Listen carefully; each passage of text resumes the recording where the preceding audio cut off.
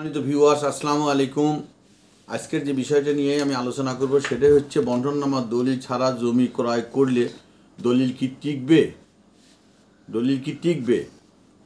তা আশা করি ইনশাল্লাহ আপনারা অবশ্যই ভালো আছেন। আপনারা বন্টননামার দলিল যদি করে নিয়ে আপনারা দলিল ক্রয় করেন তাহলে পরে সবচেয়ে বেশি ভালো হয়। তখন হবে কি, প্রতিটা দাগ যে দাগই খাক না কেন, আপনাদের যদি একটা বন্টননামার দলিল অর্থাৎ রেজিস্ট্রিকৃত দলিল যদি আপনাদের রেজিস্ট্রিকৃতভাবে যদি আর কি সাব রেজিস্ট্রার অফিসে গিয়ে যদি আপনারা রেজিস্ট্রি করেন এবং বন্টননামাটা যে আপনারা সঠিকভাবে সব দাগে যদি তারা বন্টননামা হিসেবে, এক কথায় বন্টননামার কথা হচ্ছে কি সঠিকভাবে সবাই জমিটাকে বন্টন করে নেওয়া, মানে ভাগ করে নেওয়া। এটা যদি আপনি করে নিয়ে আপনারা জমি ক্রয় বিক্রয় করেন তাহলে আপনাদের কোনো অসুবিধাই হবে না। তবে আমি একটা বলবো একটি কথায়, সেটা হচ্ছে কি বন্টননামার দলিল, আমার বিপরীত কথা হলে বন্টননামার দলিল ছাড়াও আপনার কিন্তু দলিল করলে পরে দলিল টিকবে। যেমন আপনি মনে করেন যে আপনার বাবা মারা গেছে, আপনার 2 বোন 2 ভাই, তা আপনার 2 বোন 2 ভাই হন বা 4 বোন 7 ভাই হন, আপনারা যদি একটা জমি বিক্রি করতে যান, আপনারা তো সবাই মিলে সেই জমিটা সেখানে দলিল করে আপনারা দেন, তাহলে কিন্তু আপনার সেই ক্ষেত্রে যা বন্টননামার দলিল ছাড়াও কিন্তু আপনার দলিলটা রাইট হবে। কেননা ওখানে তার কারো কোনো শর্ত থাকলো না। আপনার অবশ্যই জিনিসটা খুব চিন্তার বিষয় বা ভাবার বিষয়, যে বলতেছে যে বন্টননামার দলিল ছাড়া জমি বিক্রি করলে যারা ক্রয় করবে জমি টিকবে কি না। হ্যাঁ, অনেকে বলতেছে যে না টিকবে না, বন্টননামার দলিলটা করি না। আমি যদি বলি যে টিকবে, হ্যাঁ অবশ্যই টিকবে। কেননা আপনাদের 3 জন বোন এবং 3 জন ভাই থাকে, আপনারা একটা জমি বিক্রি করবেন 1 বিঘা জমি, যে 3 বোন 3 ভাই, আপনাদের আর কেউ নাই, আপনার মাও নেই জীবিত, আপনার বাবাও নেই জীবিত, তাহলে ওই জমিটা যদি আপনি বিক্রি করেন তাহলে তো ওখানে আর কোনো করার শর্ত থাকলো না, ওখানে বন্টননামার দলিলের কোনো প্রয়োজন হয় না আমি মনে করি। আপনাদের যদি বন্টননামার আগে যদি জমি বিক্রি করার প্রয়োজন হয়, আপনারা 3 ভাই 3 বোন মিলে যদি আপনারা দিয়ে দেন, 3 জন আমরা যে কজন অংশীদার, কিন্তু কোনো অংশীদার কাটানো যাবে না।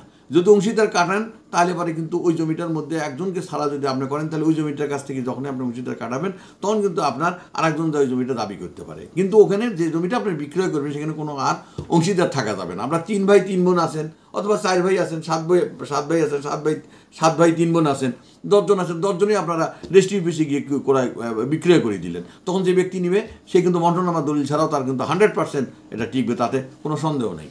তাই কিন্তু অনেকেই বলে যে বন্টননামার দলিল ছাড়া, এই বন্টননামার দলিলটা, হ্যাঁ আপনার বাবা মারা গিয়েছে আর কেউ নাই, পূর্বপুরুষরা মারা গিয়েছে, আপনার 3 বোন আছেন বা 4 ভাই আছেন, 3 বোন আছেন, আপনারা ওয়ারিশ সার্টিফিকেট নিয়ে আপনারা বন্টন দলিল করে নেবেন আপনার রেজিস্ট্রি অফিসে গিয়ে।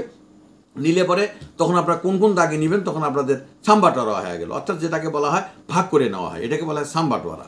অনুযায়ী যে যতটুকু অংশ পায় ভালো মন্দ দেখে আপনারা এখানে একটা ভালো নিচ্ছেন, আর একখানে আরেকজনের একটা খারাপ দিচ্ছেন, আপনি একটা ভালো নিচ্ছেন, আর একখানে একটা হয়তো খারাপ জমি সেটা দিচ্ছেন, উভয় মিলিয়ে যদি বন্টননামার দলিল করে নিয়ে নেন, নিলে পরে তখন একজনও যদি সেই জমিটা বিক্রি করে তাহলে পরে সেই জমিনে কোনো সমস্যা ইনশাল্লাহ হবে না। আর যদি আপনারা কোনো ওয়ারিশ কেটে যদি এটা কারচুপি করেন, কোনো আপনাদের প্রতারণার শিকার হন, তাহলে কিন্তু আপনার ওয়ারিশনামার যে দলিলটা আপনারা করবেন সেটা কিন্তু আপনি একজন ওয়ারিশ কেটে যদি আপনারা দলিল করেন, তাহলে কিন্তু এই যে ব্যক্তি কাটাইছেন আপনি প্রকৃতভাবে, সেও কিন্তু একটা সার্টিফিকেট নিয়ে কোর্টে কিন্তু ফৌজদারি মামলা করলে পরে তখন কিন্তু আপনার দলিলটা তখন বাতিল হয়ে, দলিল আপনার ঠিক থাকবে কিন্তু আপনার ওই বন্টননামার দলিলটা তখন ঠিক থাকবে না।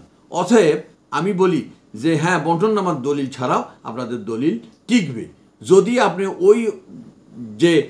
ওই সম্পত্তিটার মধ্যে যারা মালিক আছেন সবাই মিলে যদি আপনারা 3 ভাই 3 বোন যদি থেকে থাকেন, আর যদি কোনো ওয়ারিশ না থেকে আপনারা যদি 10 বিঘাও বিক্রি করে আসেন, তাহলে ওখানে আর কে, তার কারণ কোনো শর্ত সেখানে তাদের আর কোনো থাকলো না, তার কারণে তারা তো সবাই দলিল করে দিল।